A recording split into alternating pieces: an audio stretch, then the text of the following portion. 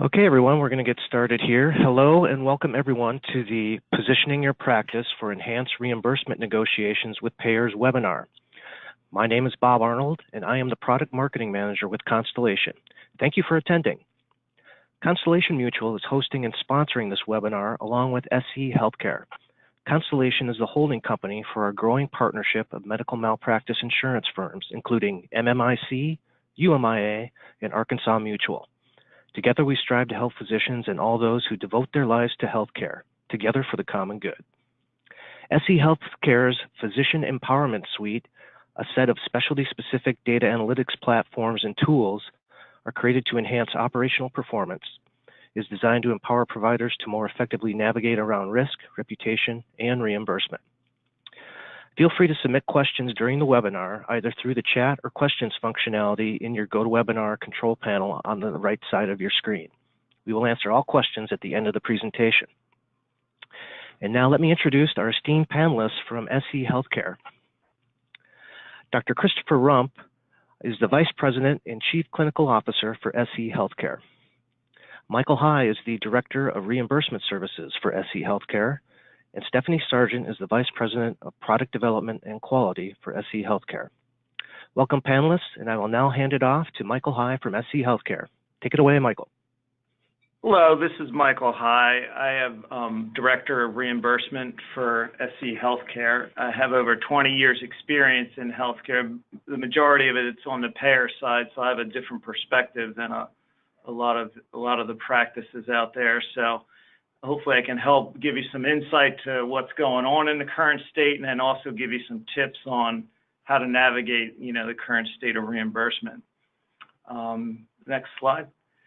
So currently what we're seeing a lot today in the environment is consolidation. It's occurring more than ever. And what we're seeing is large practices with higher reimbursement acquiring smaller practices with lower reimbursement, pulling them into their operations and achieving instant savings from the differences in reimbursement, but also then using that leverage to negotiate higher rates with the payers. Problem is the payers don't want this, so this is definitely a leverage point for the independent groups to be able to go to the payer and say, here's where my value is, here's the opportunities I can present, for less cost and better value. Today, the current reimbursement is fee-for-service and volume-driven, and that's the way it's always been for years. And what that facilitates is practices billing more units, bringing the members back multiple times, and higher acuity codes. But that's going to change, and we already see some of those changes occurring and what's happening with that. The increased cost pressures and revenue challenges are creating shrinking margins. So practices have to be aware of what their costs are, how they become more efficient, and then find ways to increase the revenues and opportunities to keep growing and keep viable. Currently, the federal, state, and regulatory changes are changing, and they're designed to reduce costs. Macro is introduced by the federal government, and this streamlines multiple quality programs under the merit-based incentive payment system, gives bonuses for participation in eligible alternative payment models, and the goals of these are to improve quality by measuring outcomes, patient experience, care coordination, and appropriate use of services. We also see, a push towards improving quality and access to care. And this is definitely a leverage point for independent groups to capitalize on. They have the opportunities and in most cases provide better quality and better access to care than the big physician groups. We're also seeing the introduction of incentive-based reimbursements, the shift from quality-driven to value-driven, quantity-driven to value-driven reimbursement. This is something practices have to be aware of, evaluating what the opportunity is, for their particular practice, and then also looking at the contract changes that may occur, when you're negotiating. So a lot of the strain with this we find with practices, they don't have the capabilities to analyze this and identify the opportunities that are out there. So it's definitely been an issue with in the industry right now. There also is technology growth, which is vital for practices to keep up with. You have to maintain, you have to be efficient and be able to handle the compliance and privacy issues that pop up, and technology plays a big role in this. Next slide, please. Now I'm going to go over some tips for navigating the current state of reimbursement. Next slide. So I'm going to talk about steps to take to better position independent group practices. We talk a lot about value, and what we're saying when I talk about value is the high patient satisfaction, high quality, low cost and low cost are the goals. And part of this is trying to improve the patient experience, improve the clinical care, and reducing costs.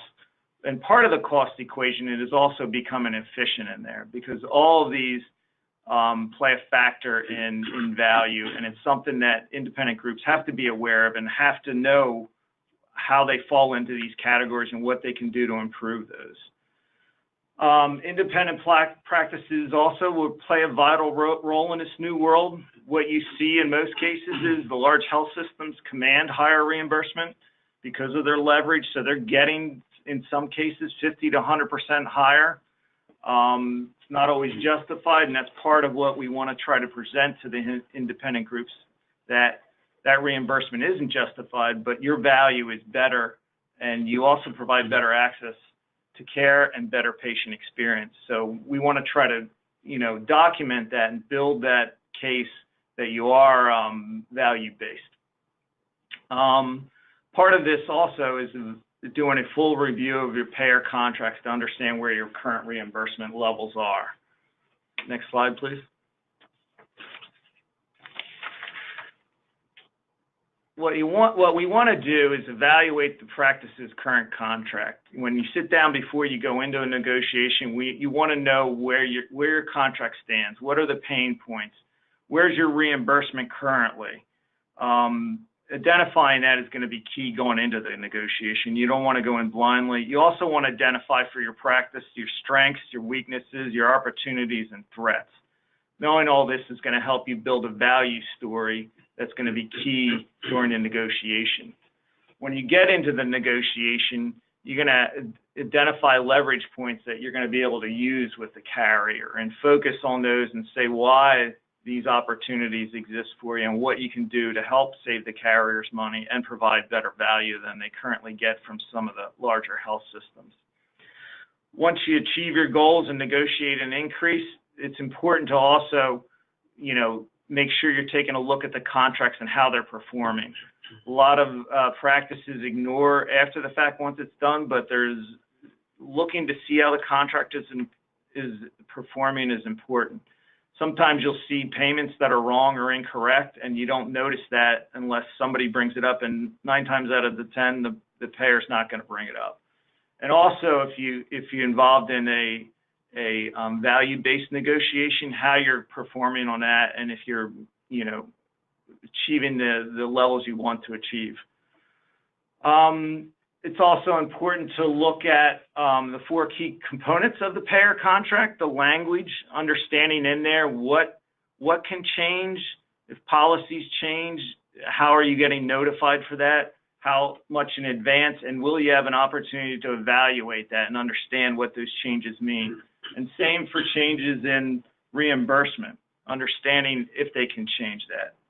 What your rates are, what are they based off of? Are they based off a percent of CMS? Are you based off a proprietary fee schedule? Understanding those in your contract are important. And if they are allowed to change, are the rates fixed or are they allowed to change them? If the payer's allowed to change them, what notice do they have to give you? Is it an acceptance by receiving a notice and not replying within 30 days? What can you do to understand what that impact is? These are all things the practices have to be able to identify and understand with their contract. The structures, most of them are pretty standard templates, but the language is always going to be in favor of the payer. So you have to look at what key areas affect your practice and which ones that you would want to try to negotiate. And administering the contracts is big as well. You know, how do you handle pre-auth? How do you handle denials? What are you, looking at? What's your term dates? All these type of things. You need to keep track of when you're looking at your contract. And one of the biggest pieces in evaluating where you are is the payer portfolio analysis. You want to benchmark where your current utilization is amongst your payers, how much you're getting paid, where there are obvious opportunities to increase your reimbursement. This sets you up to go into the negotiation, understanding what your fee-for-service evaluation is, and also if you have any fee-for-value opportunities. Next slide, please. So once you go through all that, it's important and critical to develop your reimbursement strategy. You want to evaluate any value-based programs that you're currently participating in. If you are, how you're performing in them. A lot of times you'll see practices sign up for these opportunities and they really don't know how they're performing. They're leaving money on the table without looking at that and knowing you are missing out on opportunities to make additional revenue there. And if you're not in a value-based program, then develop a plan to go to the payer and say, here's opportunities where I can save you money and then also make money for your practice. Evaluate the practice's value story and negotiate leverage points. Any component of the value story that your practice is good at is going to be a leverage point. If your patient experience is great, if your clinical care is above average and your costs are low and you're efficient, you're going to be able to use those points as leverage in the negotiation. You also want to evaluate the practice's strategy for handling new products, new networks. Do you want to be involved in those? What rate do you want to get for being involved in those? You want to have something set up in advance to say, when those opportunities come up that you can take advantage of them. Evaluate the practice's payer termination strategy. Critical because it's one of your most leveraged points that you're going to have is the threat of termination. Practices, a lot of times what you'll see is payers won't even acknowledge you unless you're going to threaten to terminate. They will, then it perks their ears up and gets them to the table. So knowing how your, what your dates are and how you want to go about terminating if possible, or even just the threat of it is important. And then operationally, you want to review your current state. Are you doing best practices? How are you doing with denials, claim payment audits, contractual performance? And then what opportunities for improvement should be noted, action plans to address improvements, and how it should be developed and implemented, and then ongoing maintenance and review of this process should be performed. And then once you have all this together, you can develop your reimbursement strategy and develop a value story. And this is what you want to present to a payer when you go into negotiation. Now, you're understanding that there's a lot of changes going on, but I think with these changes that go on, it presents opportunities. And these opportunities are there for individual practices to capitalize on. You just have to take advantage of them. Thank you.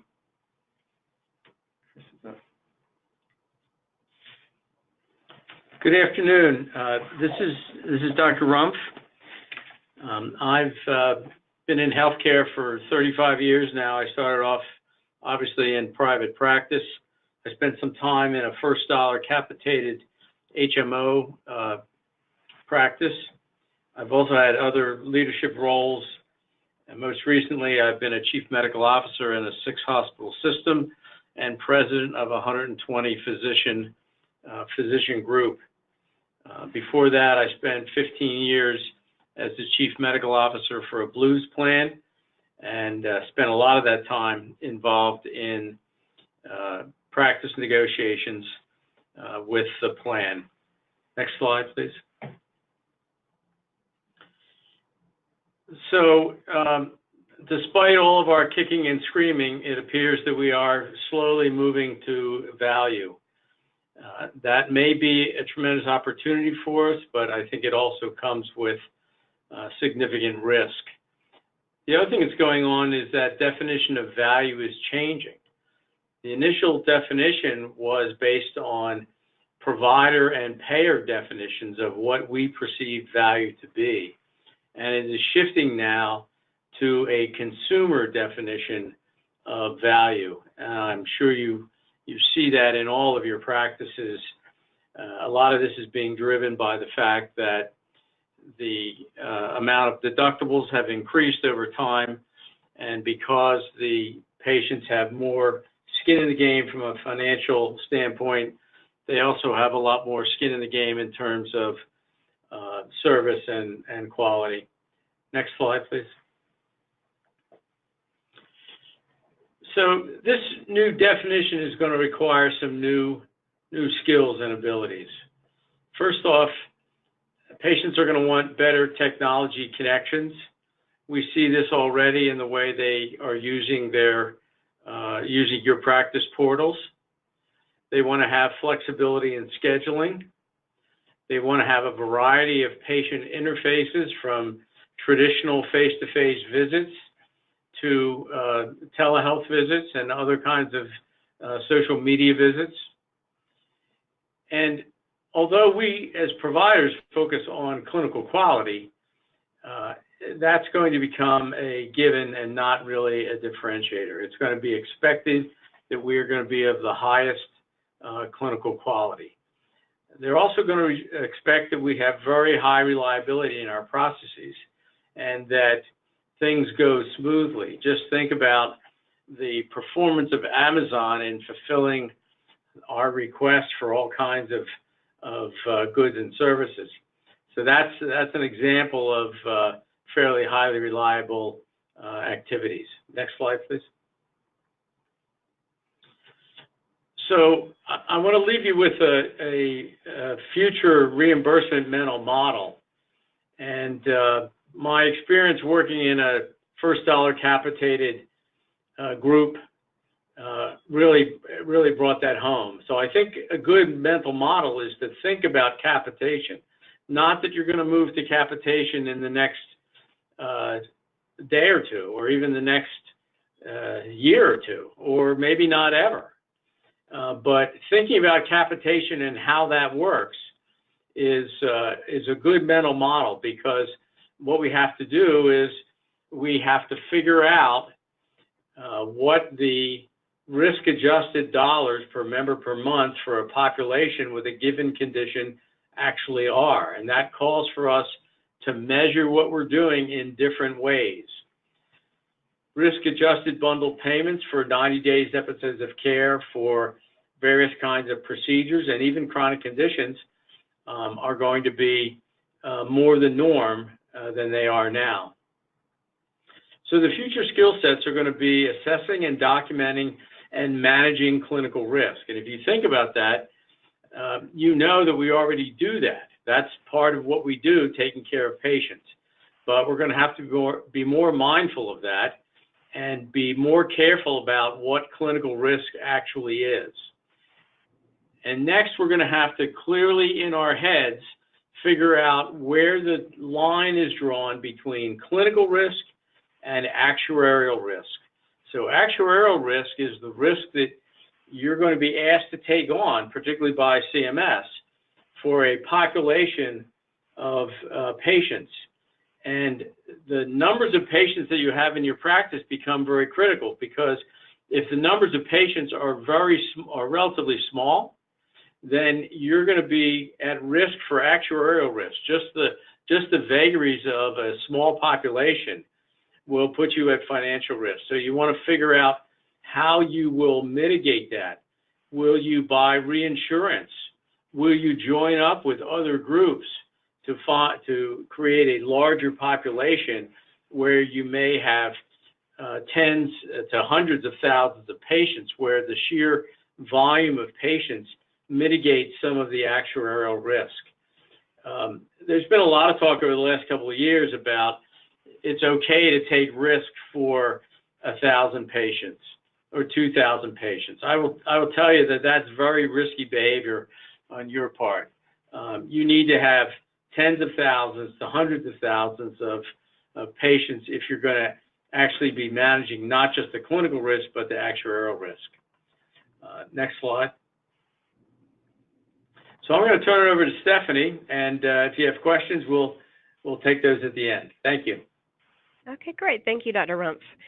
My name is Stephanie Sargent. I am VP of Product Development and Quality at SC. My background is I'm a nurse by training. I spent many years working in the hospital inpatient care and some ambulatory care.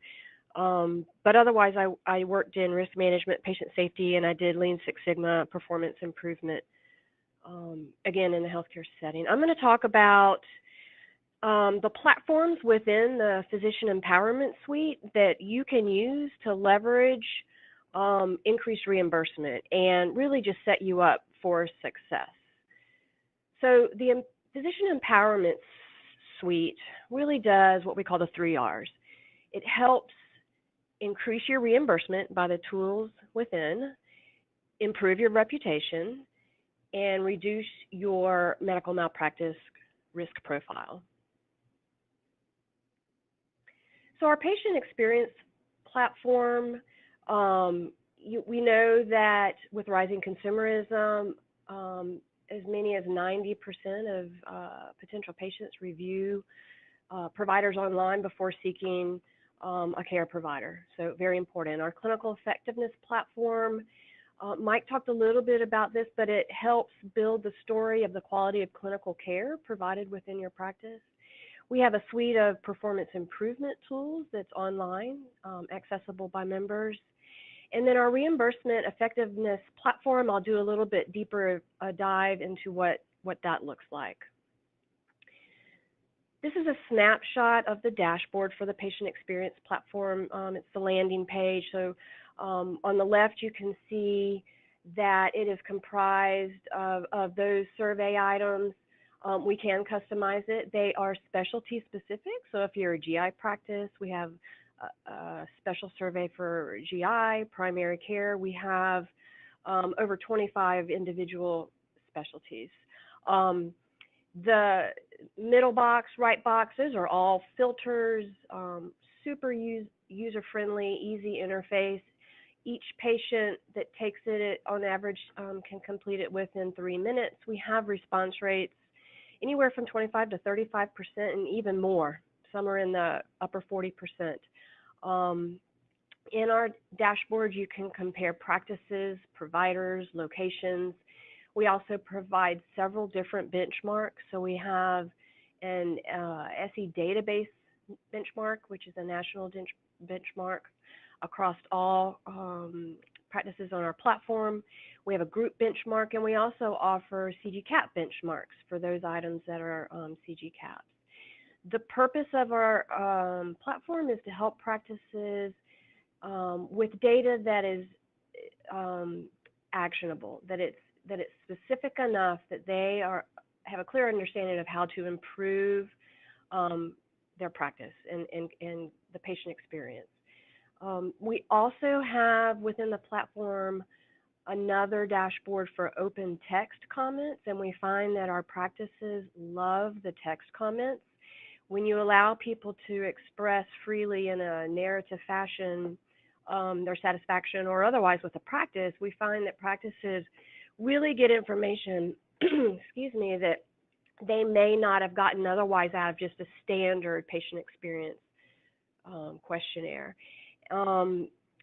We also just released a new 5-star rating tool. So this is what practices can use to help own their reputation management. So we understand that there are a lot of ways that potential patients can doctor shop, and we know that happens. People use Yelp, HealthGrades, WebMD, Angie's List, the list goes on, to evaluate providers on the web in social media. And so oftentimes there's very low sample sizes, and we know that people who have a particularly bad experience are motivated to make reviews in that manner.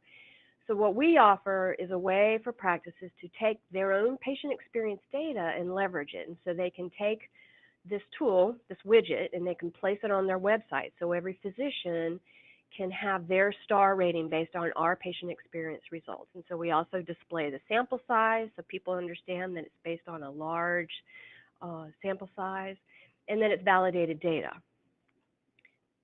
The widget is updated every month, so after a month, the data and the stars are updated. Our clinical effectiveness platform is an assessment for providers, so physician, but also any ancillary providers, to use as a self-assessment to understand where their clinical practices are relative to standards of care. So each assessment has, again, they're specialty specific, has clinical questions that are very specific to that specialty, and usually those are very evidence-based, standard of care type questions. And then on top of that, we also ask what we call core questions, and those are common to all specialties. Core practices are those best practices that should be observed in any clinical type setting. So the questions are mapped to each of those categories you see. So we have clinical quality questions, patient safety, risk mitigation, et cetera. They are sent electronically to the providers, and then the providers can go to the dashboard, review the results the practice administrators have access to, and then within the dashboard, we offer rationale, additional resources for reading, and the just-in-time learning library and performance improvement tools. The Reimbursement Effectiveness Suite has 3 tools within it. There's a payer portfolio analysis, a value story, and a video library. The payer portfolio analysis is what we use to help practices understand their payer contracts. So all they need to provide us is a simple file, which is an export of some of their billing or claims data. They import it into our software, and they're able to look at their payers relative to a benchmark, relative to the Medicare benchmark, to be specific. User interface is super simple. And again, this helps practices understand their contracts. And as Michael referenced, oftentimes, if you're not paying attention or evaluating them on a routine basis, you can find yourself below the benchmark. Along with the payer portfolio analysis results, we offer a video library which helps them understand, number one, how to use our tools, but also how to prepare for a payer renegotiation meeting, and also other videos that speak to the healthcare environment in terms of payment and reimbursement. And then the value story. And so that's where we integrate patient experience data and clinical effectiveness data, and we put it into a single report that really describes that practice's unique value in the marketplace. It's 45 pages, has a lot of great information. It also, it shows the practice performance, good and bad. So it shows really how the practice stands out in terms of performing very highly, and they can use that information to take to a payer, but we also show where they have opportunity for improvement. And along with that, we offer tips and really prescriptive advice in terms of how to improve. And with that, we wrap up, and I'm wondering, Bob, do we have any questions from the audience? Yes, audience, if you want to submit your questions via the questions area on the GoToWebinar panel on the right side of your screen or through the chat function, feel free to do so now.